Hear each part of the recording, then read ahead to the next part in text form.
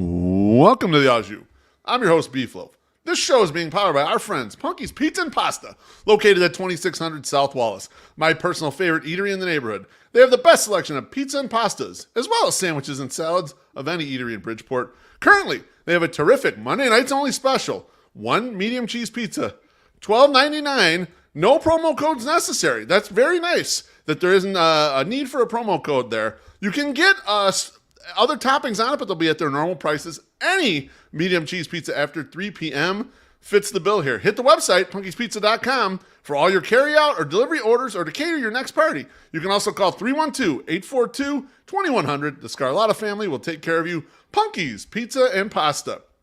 We also have a live show at the Ramova, March 27th. That's a Wednesday with SoxMachine.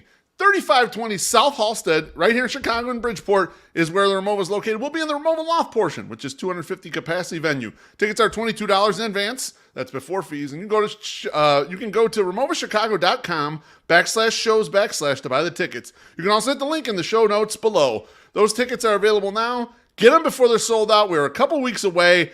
The selling has started to pick up mightily. There's special guests that are going to be announced very soon, so make sure you want to get in on that. This show is powered by you, the loyal 108 supporter. Please subscribe our YouTube channel. Feel free to tickle the undercarriage in the process. Like, comment, turn on notifications, and most definitely super chat, because that's how we get paid, and that's how we continue to make the content you know and love. Tonight's guest.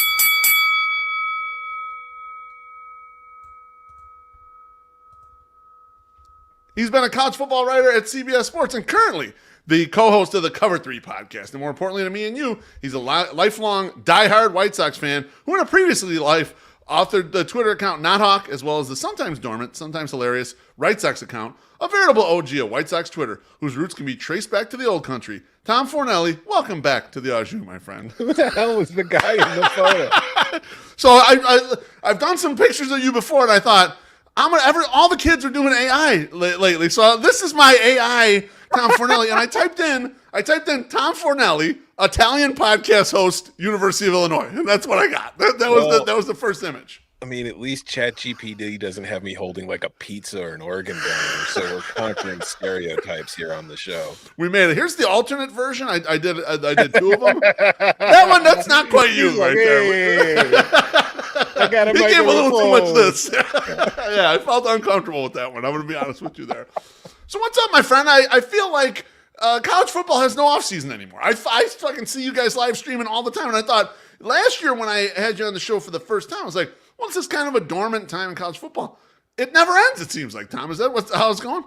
No, I feel like every sport is that way now except for baseball. Like the NFL is year round. The NBA is year round, whereas like the off season is now just as important to fans as the regular season is. And I think college football is very much entering that same kind of process where with the transfer portal, with like coaching hires, and then now in recent years with like realignment and the college football playoff and expansion, and now the SEC and the Big Ten might be breaking off and Congress is doing whatever. Like it never ends. It is constant year-round churn of news, and it's slowly driving me insane.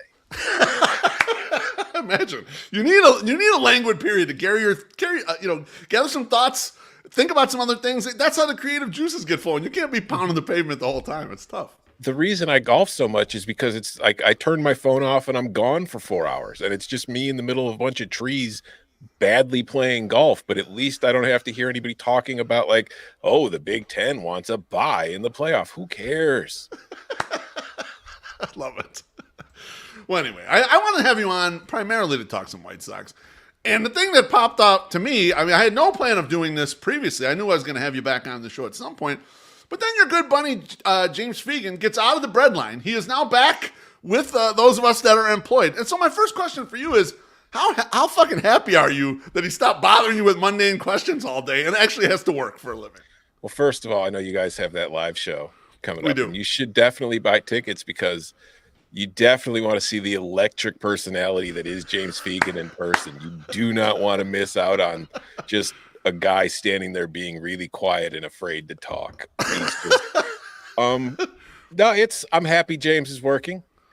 he does not, well, it bothers me all the same, but it's just, at least we're talking about work stuff instead of The Sopranos, which is really what the discussion was there for a few months, because James was the only person on earth who had never seen The Sopranos. So after he got laid off, I'm gonna watch The Sopranos. So it's like every day I'm getting texts about like Meadow and AJ and Paulie, and I'm like, it's 2003 again, bro. I've been through all of this. I know this. Exactly. But, anything to keep him texting me about baseball instead of the mafia is fine in my book. It works well for you. Yeah, I mean, I've said it to you before, and back when you guys had the show, I would message in or tweet in and stuff, or whatever. I was a big White Sox business fan back in the day when you guys had that podcast. And for those who are yeah, I was gonna say, not saying to say it. Well, those of you in the audience that don't know about that podcast, The Athletic had a White Sox podcast. It was Tom and it was James Fegan, and I really enjoyed it. It was great combination of knowledge and you guys kind of fucking around, which I really liked. My question to you is, what advice would you give my buddy Josh Nelson to get the most out of a James Fegan? Can you give him cocaine? Like, I just pep him up, speed him up a little bit. Speed him up, get him juiced. He's so dry. It's just, yeah, just ask him about force plates and like exit velocity, and what's the other one, like the pitcher one now. It's not the spin rate, but it's like it's extension, but it's also like like the horizontal plane of his fastball. Just ask him those kind of questions, and he'll talk for 25 minutes, and you can go do whatever the hell you have to get done and come back. And then he'll be finished, and you can be like, okay, great. And, do they still suck? And he'll be like, yep. And they're like, okay, next question. So, yeah, just really technical stuff about scouting and development. Don't ask him about the games. He doesn't want to talk about the games. He wants to talk about wants to be more theoretical than actual game. You would get him on tilt all the time, Tom. Come on, lay a real secret here, because you would get him fired up, or he'd be yelling at you or yelling at the audience in general about stuff. So that's what I want here. And I'm not sure my boy Josh will actually do it. He likes to run a straightforward podcast. Josh is way too positive. No, he's too positive. He's too happy all the time. He's not gonna be able to do it, right? like it'll be sitting there. I'm sure James will be seething, and Josh could just tip him and set him off, but Josh will probably say something nice and uplifting and calm him down instead of just pushing further. So, I mean, I guess I would say just keep doing what you've been doing, because again, White Sox business had like 12 to 13 listeners. So clearly it wasn't working for us. So it's been working for them. They should keep doing what works for them. There's no question. Now, I don't know if I had permission to do this or not, but I chose to do it anyway. I reached out to an old friend of yours and James, producer Cameron Molina. And so I asked him these questions. I said, tell me about this podcast these guys did together. Give me the inside dope here. And this is what he says, and quote, this is from Cam from over the weekend. He says, my job is pretty easy, being the most attractive of the three of us, which isn't saying much.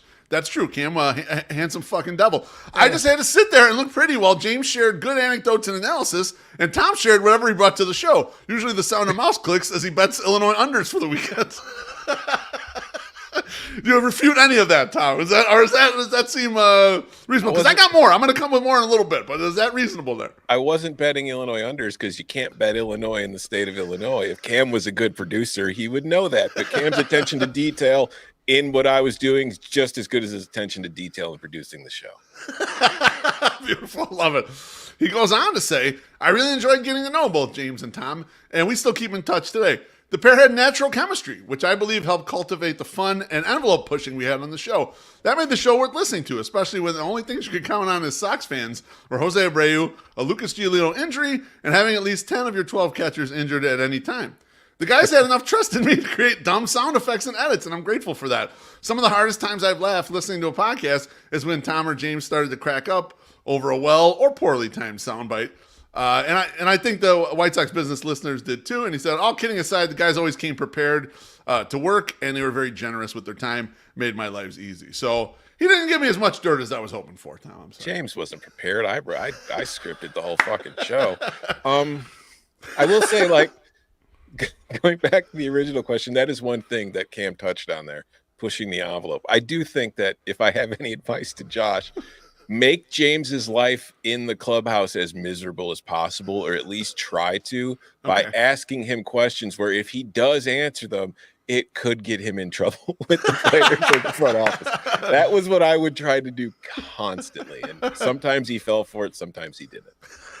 Really make him work at it. I love it. That's why I love that. Like, hey, Lance Lynn's not talking to me anymore. Oh, well, sorry.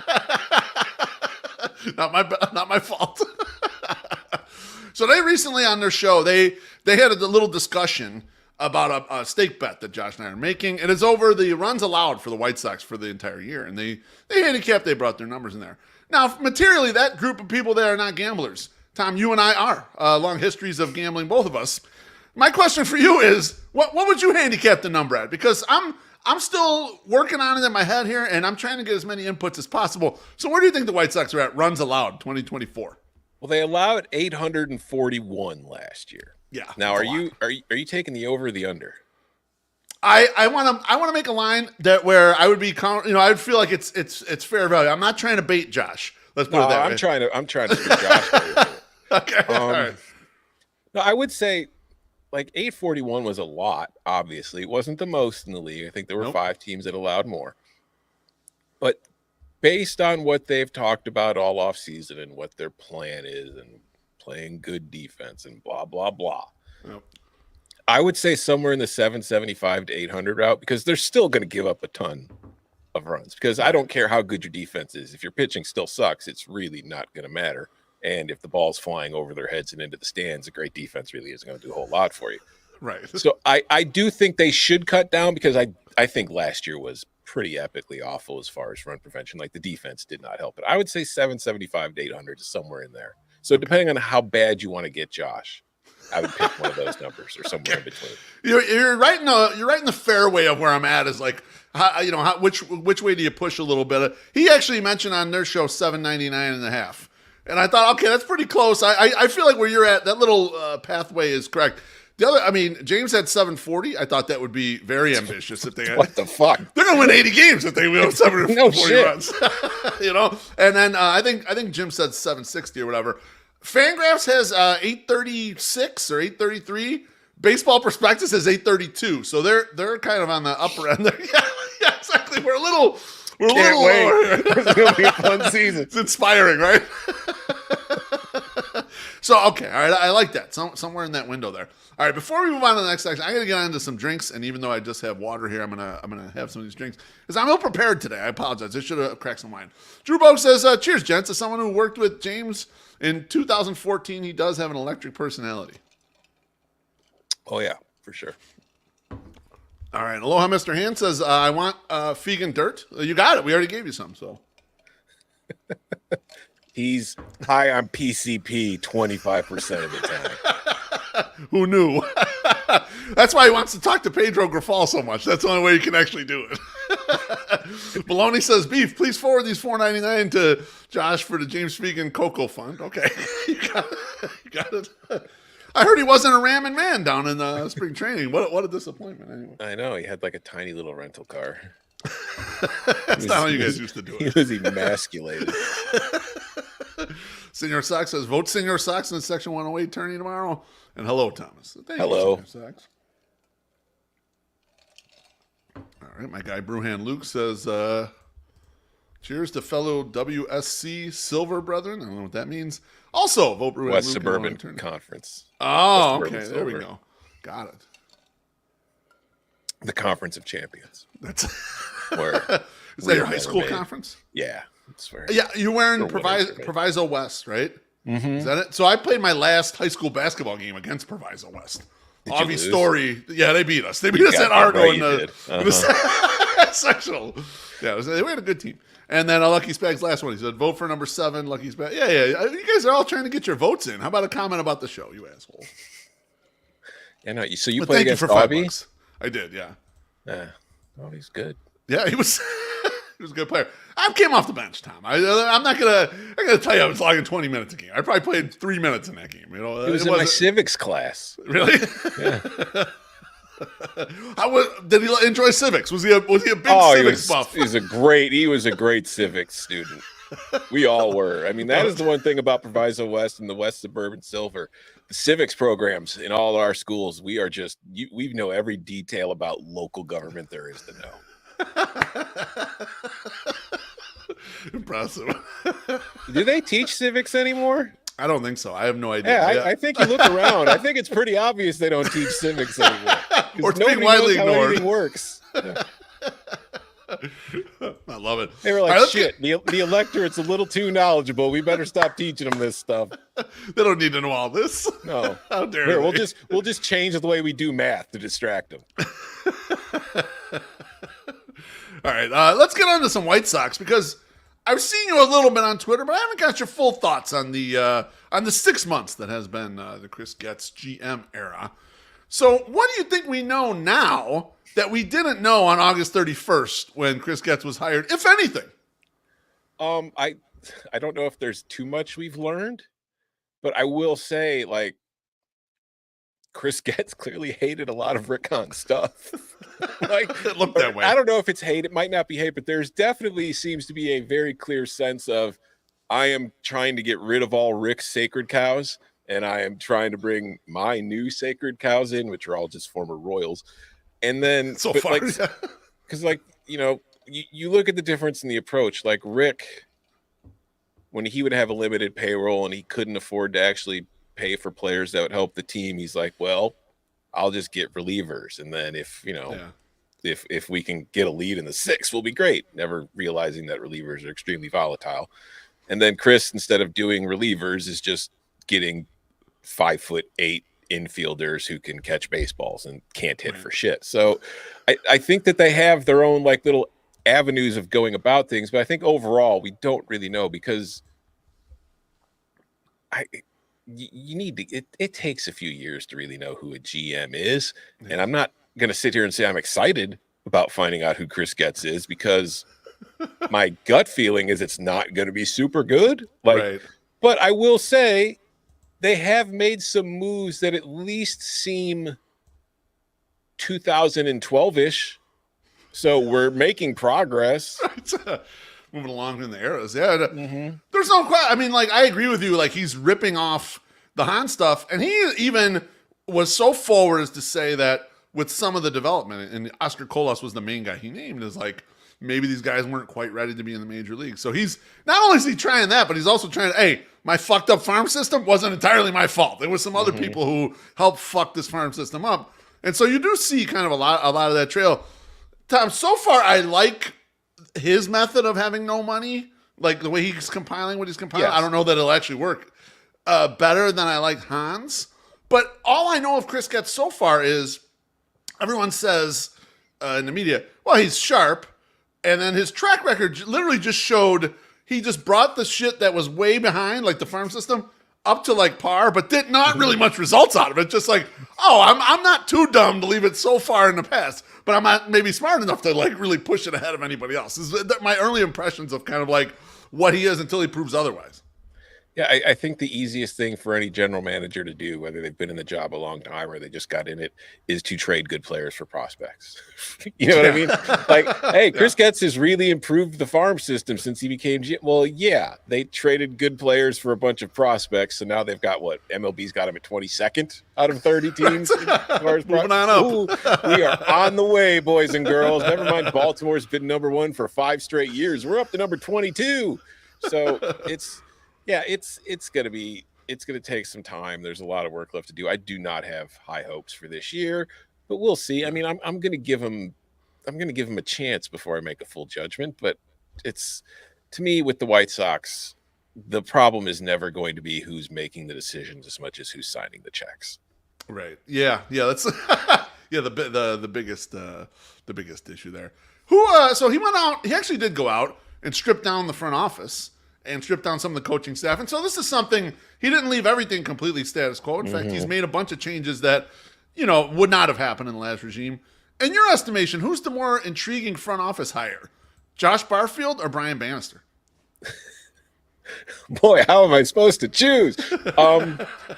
It's strange because when I look at, I think first of all, it is good that you are seeing more former players in these roles than you had. But like we're kind of, I can't remember who wrote the story about it. Somebody at the Ringer wrote about this a couple weeks ago.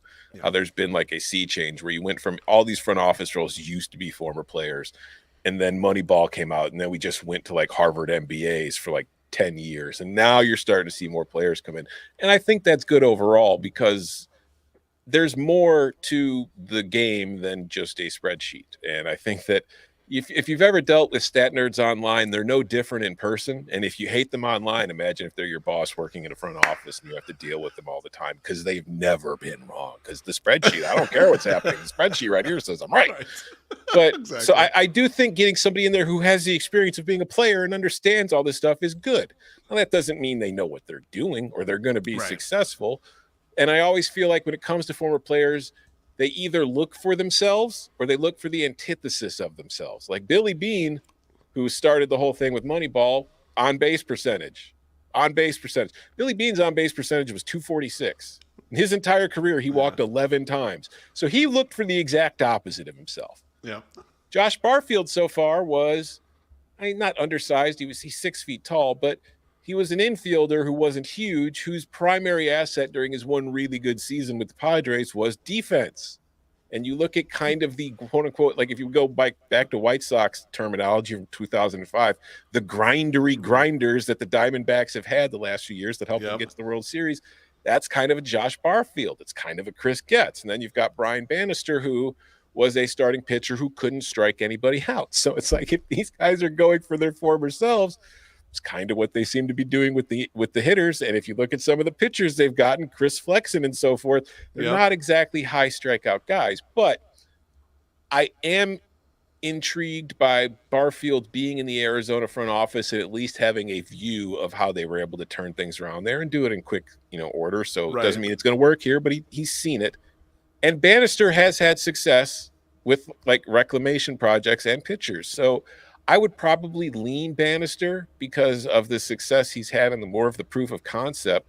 But I would say Barfield might be more important because the White Sox have never really they've been pretty decent with pitching. It's the hitters, I think, in recent years we've really struggled with. But at the end of the day, what's going to matter is getting talent, spotting talent, developing the talent. And whichever one of them is better at that, and Bannister, again, with his work with pitchers, has shown a good track record of doing that. So figuring things out, especially when you're on the budget that they're on, because they are cheap as hell, just that. So I would say Bannister right now, but it's not like I really have a clear-cut favorite. Right. Josh Barfield's dad was awesome. I remember that. Like, he was, so that gives him credit. That's the other thing. They're both sons of big leaguers. Like, because Brian Bannister. So, I don't know. Yeah, Floyd was good, but he wasn't Jesse. So. No. Jesse was a stud for a little bit. I mean, he had 40 homers in 86. I mean, come on now. That's a big home run hitter. No, that's a great thought there, Tom. And truth be told, if we're going skins on the wall, you have a little more proof of Bannister, like the direct involvement, right? Mm-hmm. Josh was part of a organization that did turn it around, but you don't know kind of like all the nuts and bolts. Who's the real genius there? The person drafting or the person developing or whatever. So it's kind of an interesting thought process right there. Someone in the comments. Someone in the comments asked, "What about Marcus Thames? What's his niche?" It's funny. He doesn't get mentioned at all, but he was the hitting coach in New York when they had a bunch of guys who were way past their prime pop up and have good half seasons or good full seasons. There, it's like I've been watching that. I was looking at that. I was like, man, do I write this up or do I just leave it lay there? Because it does interest me from that perspective. Like, we got a lot of old garbage here, and like maybe he's brought in to turn that old garbage around.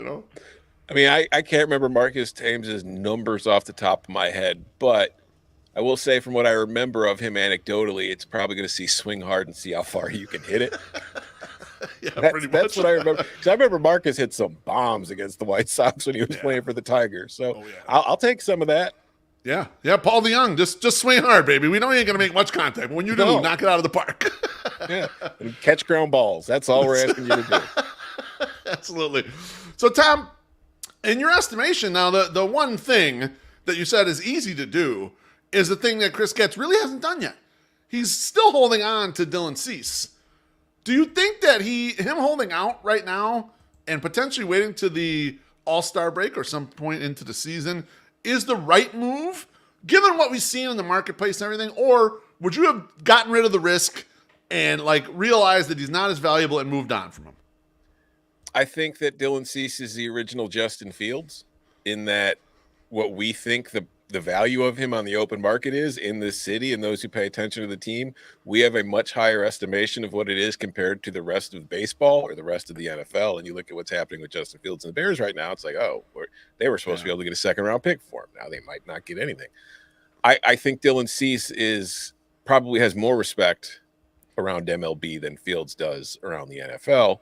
So there is value there, but I also understand if you are Getz, you're trying to hold out for the most possible that you can get for him, because like part of the reason Chris Getz has this job is because he told Jerry they don't need a full rebuild. We can get it turned around quick. Right. And he wants to get as big of a package as he can to turn this thing around quicker than, just a full-scale teardown. That said, pitchers are very volatile. They get hurt a lot. We just saw Giolito is going to be undergoing surgery again for another Tommy John. He could be out for the year. Dylan, for as talented as he is, he's only had one really especially good season. He's been solid the rest of the time, or just average. Mm-hmm. So you hold out and you hope, and this is, karma or whatever, you hope somebody finds themselves in a spot where, say, like Garrett Cole suddenly has an elbow injury, and now you've a team with high expectations and you kind of are desperate to add an arm to your rotation. Yep. So that's what he's doing. I still think the Sox are going to get a decent return for Cease, whether that's done before. I doubt he gets traded before opening day at this point, but whether it's in June or at the trade deadline, I think they're going to decent return. It is not going to be the pie in the sky, one hand in your pants, we're going to get the Orioles' top 3 prospects for him and that kind of deal. So we'll see. I don't think he'll be here he's not going to be here in September. That's for sure. Right. Yeah. Yes. I would agree with that. I mean, I don't know what it is, Tom, if it was, because I always felt like I was low man on Cease. And even what I saw coming through as like market for him felt low to me. I don't know if it's like us as Sox fans, we watched how much the White Sox got for Chris Sale and we're like, oh, top of the rotation guy gets this. Or if like even just from when Luis Castillo got traded, the eroding of teams wanting to gut their farm for a starting pitcher because of what you mentioned, the volatility. They're maybe just like, well, we'll just wait. We'll get closer to the playoffs before we decide that we're going to, put our foot down in the sand, because they're taking on the injury risk if they go in the other direction, right? They're safer if they wait until July. Then they get them for 10 starts and then the 4 playoff starts maybe. Yeah, and part of it too is just like we talked about it with Brian Bannister and the White Sox. We've seen other teams do this. They're getting so much smarter about pitching and how to develop pitches and how to create pitches, or whatever the hell the word they use for, pitch development. Yeah. Like in labs with all the information that they have that, having a top of the line freak awesome starter is incredible to have. It will help you win a lot of games. But you can find a lot of guys who can give you 5 innings and be reasonable for you and help you win games. And that's the thing with Dylan Cease. When he's great. But even when he's great, he's not really giving you more than 6 innings. No. So when you put the value on it, just in general with starting pitchers, with how much better teams are at producing them and taking guys who might be fringe guys and making them serviceable, and then just the fact that they don't have them pitch deep into games at all anymore anyway, the value for them just isn't the same. Like with Chris Sale had been awesome for like 5 years before the White Sox traded him, and he was going 7 innings. He was a great pitcher. So it's not nearly the same thing. Yeah, I totally agree. And you're right. We have moved into an era where, there's people who say there's no starting pitchers anymore. There's just pitchers. They just throw us, no one goes deep into games like you're mentioning. There's no marquee match in the playoffs. You see it all the time. Oh yeah, they're using an opener, or the starting pitcher's only going once through the order. It's a different game. It truly is like my oldest man feeling, like watching baseball. Like I love the rule changes that they made last year. I've loved so many of the things that baseball has done to make the game move a little quicker and just be a little more, whatever. But like Blake Snell winning the Cy Young, like that guy, he throws 5 innings to start. Like he's barely a pitcher and he's winning the Cy Young. Like I see stuff. I hate the way they're doing starters now. Like I hate openers. I hate like everybody going through the order twice and then a whole parade of relievers coming. It's just, I want there to be a rule where pitchers have to pitch at least 6 innings, even if they're injured. You can't take anybody out until the 7th inning unless he's like dead. Yeah. Man, back when men played. Well, there's no marquee matchups anymore. There's no There's rarely go to the ballpark to see that starting pitcher. That shit don't happen anymore. If it's like, Garrett Cole versus Justin Verlander, you might get like an hour's worth of it. And then it's okay. Here comes this dude you've never heard of. He's Dominican, but he throws 102, and sometimes he finds the plate, and he's just and there's like 7 of those guys coming out of the pen, and the starters are gone. Yeah, exactly right. Let's get to this drink real quick. Joey P says, absolutely, guys. Spotting and developing talent will be key. That's true, Joey. You're absolutely right. All right, Tom. I last time you were on here, you were sort of like, you were fuck this team, but you were different than everyone else. It was a malaise. Like I expect when I eventually say fuck this team, it will be like you were. We were just like, I just don't care anymore. I'm not even paying attention. That's probably the approach I'll get. There's a lot more people actively fuck this team. But my question for you is there enjoyment to be had on this roster? And if so, what's going to keep you engaged into the summer as you're butting up against the college football season starting? No. The enjoyment, like Dominic Fletcher is going to be your starting right fielder. And he's a guy that I don't even know who he is yet, but he is a guy who's after my heart as far as a position player goes, and that he's tiny and he plays really hard. Like my former children like Yolmer Sanchez and Big Dick Danny Mendick. Like that is my kind of archetype of a guy. And seeing Dominic Fletcher, like an Adam Eaton type of guy. And I've seen Fletcher and I'm just like, oh, I'm going to fucking love this guy. I don't care. He's going to hit 245 with a 297 on base percentage, but I'm just going to be sitting there saying all he needs is regular playing time and he's going to break through. That's right. And then he never will, but that's what I will take joy in this year. But just overall,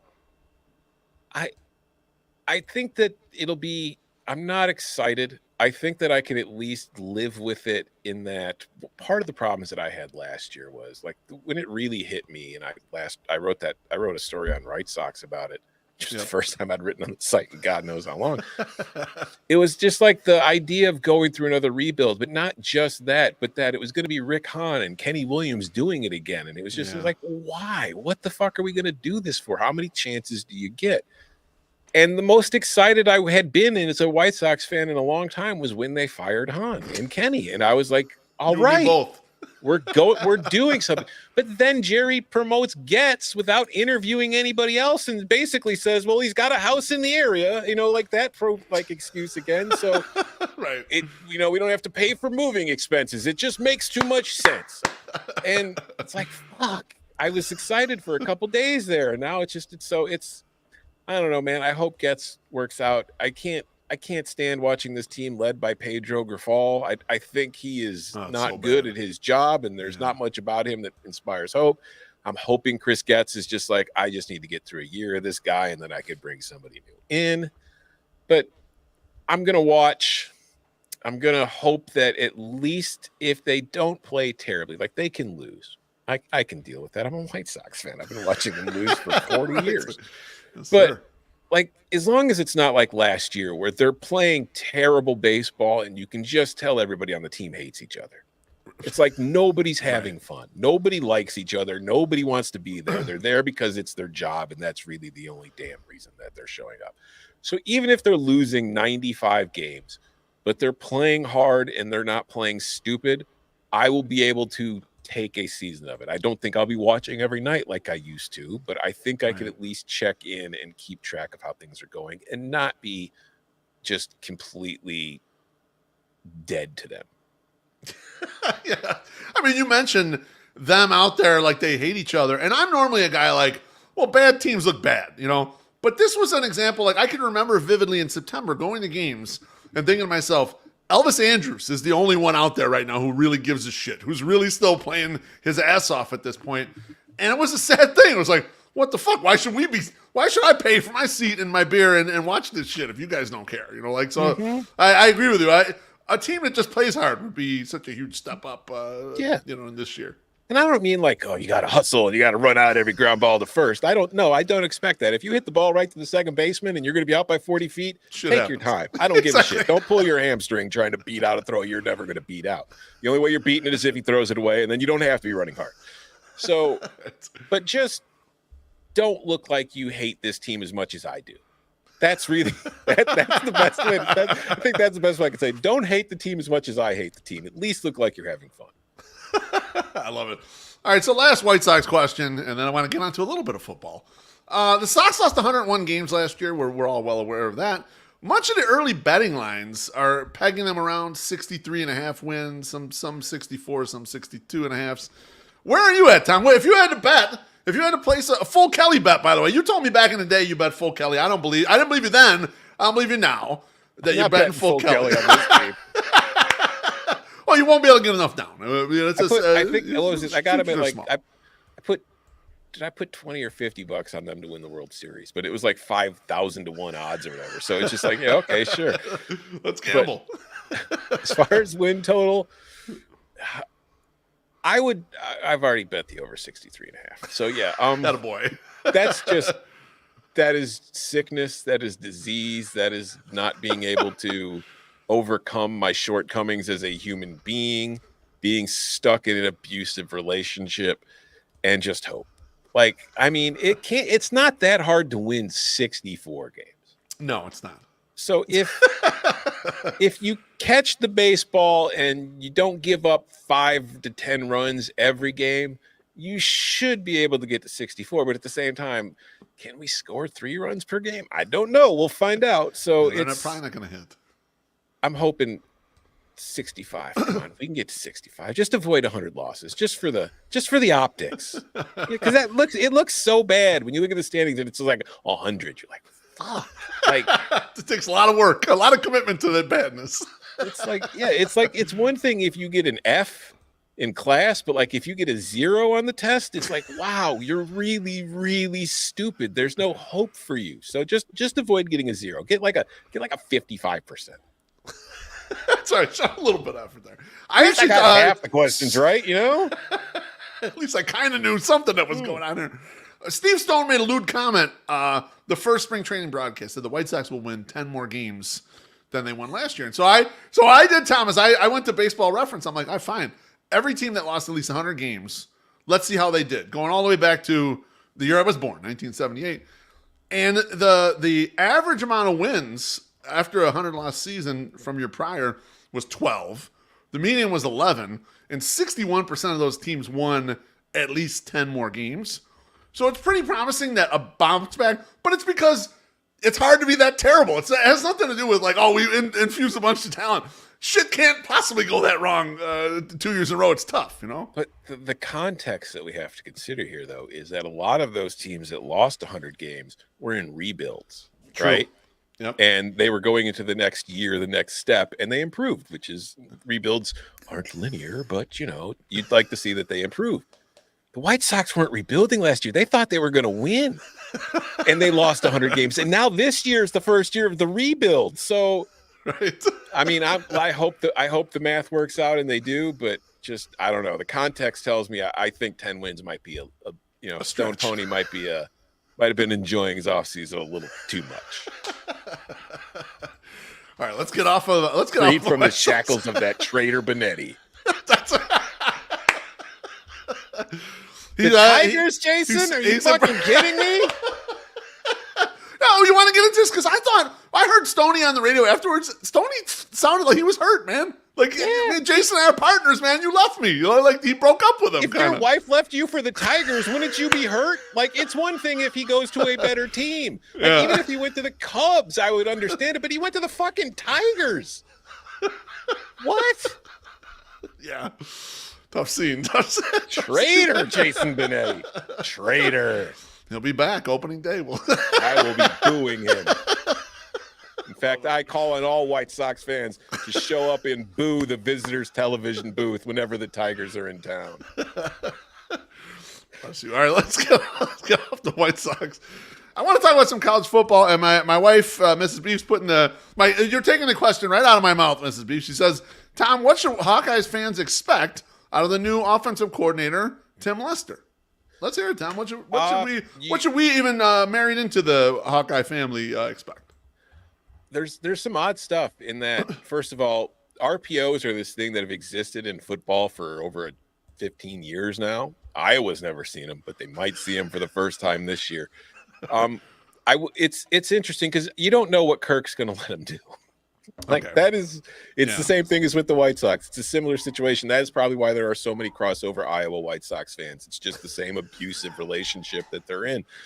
But if Kirk Ferentz has hired Tim Lester and is letting Tim Lester run the offense he wants to run, it's going to be different from what you've seen at Iowa in that while they're still very much like pro style is so outdated of a term for offenses now because pro NFL offenses are running spread. But the old school pro style offense, like you'll see a lot of 2 tight end sets and all that stuff still, but it's all out of shotgun. Like Tim Lester's offenses at Western Michigan while he was there ran out of shotgun 99% of the time. I'm pretty sure the only time they get under center would be like, on 4th and goal from the 2-inch line. Okay. So that will be different. You could see the fullback go away if Tim Lester is bringing in his actual offense because he didn't use fullbacks when he was at Western. So I don't think you're going to see – I wouldn't expect offense to where like you're going to be having 4 receiver sets because I don't think Iowa has 4 receivers on scholarship. But also I don't think – it's not going to be a complete change. It's going to be a similar offense to what you already do philosophy-wise. It's just going to look different. And in fact, like it won't be all that different than what Illinois has done in that Illinois is still in that kind of complementary football kind of style. But they brought in an offensive coordinator, Barry Loney, who is still kind of running a spread kind of option attack. It's pro style, but with modern principles. Okay. Well, they'd be throwing the ball downfield more because I felt like one of Iowa's bugaboos was, well, we run the ball all the time, and then we do throw it. We throw it like 5 yards down the field. You don't stretch the defense ever. Part of that is they don't have the receiver to do it. Sure. I'm not even trying to be a jerk about it. Yeah. It's just if you look at their receiver talent in the last few years, they haven't had a guy. Now that's on the coaching staff. They haven't brought him in. They haven't developed him because there was a while like Iowa's been Iowa for a long time. Yep. But they had receivers like whether it was Smith Marset or DJK, guys who could get down the field.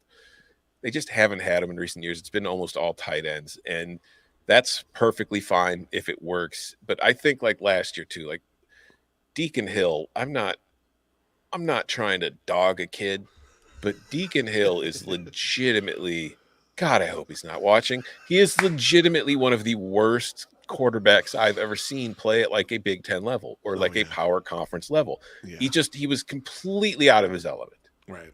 So you need to upgrade the QB spot and you need to upgrade the receiver spot. I don't think they're going to be able to do that in one off season. But if Cade McNamara is back and healthy and you can give him a pocket because he's not the most mobile guy out there, you could have a more effective offense. You're not going to be scoring 40 points per game, but you could probably get 20, 24. And frankly, if you're Iowa, 24 points per game is going to be enough to win a whole lot of football games. Right. Yeah, right. Very staunch defense there. Tom, you're always worried, like when you get the coordinator in there, of the flight risk. They have a couple good years, and this is a former head coach. Do you think that is a possibility here, or do you think it's also possible that he pushes aside head coach emeritus and he eventually takes over and becomes the head coach of Iowa? Listen, if you're Iowa and somebody's hiring your offensive coordinator away to be their head coach, you should be fucking thrilled because that means you've actually had an offense. Like that's a good thing when other schools want your assistant coaches. It means things have been going well. So there's a chance, yes, but I would be happy if that's the case. There's also a chance that, if it works out well enough, like here's the thing, like how old is Kirk now? He's getting closer to retirement. And you look at the way this sport is going. Nick Saban retired. A lot of coaches have been leaving to, go to the NFL. Like it's skewing far younger because of the demands that are being put on that position where it's no different than we talked about at the top of the show. The sports are year round.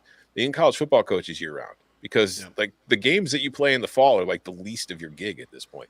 You're constantly having to recruit players to come in. You're constantly having to recruit players on your team already to make sure that they stay and they don't leave. You have to be aware of other players in your league who might be looking to get out and want to come play for your team. It's all this stuff never ends. So I don't think Kirk is going to be there much longer.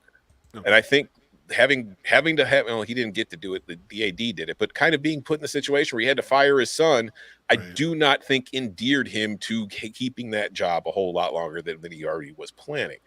So if Lester comes in and the offense improves, Yeah, there's a chance he could end up being the successor to Ferentz because he's already got head coaching experience. And if the offense is working well, he's going to have fan support behind him. So for sure, I wouldn't say he's the favorite to get the job, but I definitely don't think I think it's a non-zero chance. I love it. It's something for us to be rooting for. Offense succeeds, and there you go. Then you might have the next coming right there. Last question. I know you are not a fan of the 12-team playoff. We discussed it before on here. We've discussed it in the DMs. We've discussed it on here. But it is out there now. And so from a fan's perspective. It's already dead. They're going to 14. Motherfuckers haven't even played a game in the 12-team that they died. They were crying about for the last however many years, and now they're going straight to 14. And like, what? Eventually everyone gets in. So what is it's like the NCAA tournament. So what's the best case scenario though for the fans, Tom, with the 12-team playoff? I know you had mentioned before, you're like in any one year, 2, 3, maybe 4 teams have a real shot at winning. So what is a fan like? What are they going to get out of it? Everyone wants the 12. What is the best that they can get out of this? It depends what your goals are, but the goals will change. I will say one early indicator of what NIL has done and the transfer portal is while you still have elite teams, the talent is being spread out a little more. So you see other teams that maybe in recent years couldn't have gotten the kind of players that they're getting, and they're now getting them, whether it's via recruiting or the transfer portal. Okay. So that is good for the sport because the more teams that have really good players, the more interesting the regular season will be, and the more interesting the playoff will be. But at the end of the day, you've still got to beat Georgia. You've still got to beat Ohio State. You've still got to beat whoever. And all these programs are now kind of centered in 2 conferences, and we're moving towards an era where they are going to be employees soon. They are not going to be student athletes. They're going to be getting paid. And the schools that make the most money will be the SEC and the Big Ten. So therefore, they will be able to afford the talented players that probably won't be able to get out to the other leagues as much. So you're still going to start to see another concentration of talent, whereas it'll be spread out among teams. It'll be resigned to 2 leagues for the most part. Okay. And you get to a 12-team playoff, and like I've talked about this a million times, like the 4-team playoff. Nobody's beating Georgia twice. Nobody's been beating Alabama twice. Right. Like the best team in the country is really hard to beat. Football is not a sport at the college level designed with parity. That's the NFL, where every game is designed to be a 1-point game or a 1-score game in the fourth quarter. Doesn't happen in college. In college, it's get as many players as you can, beat the shit out of whoever you can beat the shit out of.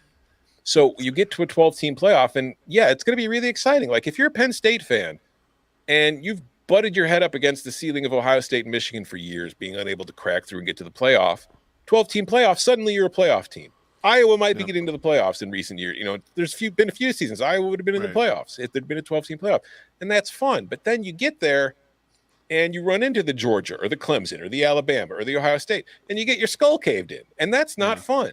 And we're going to a system where every single school in the country, except for one, is going to have their season end on a loss.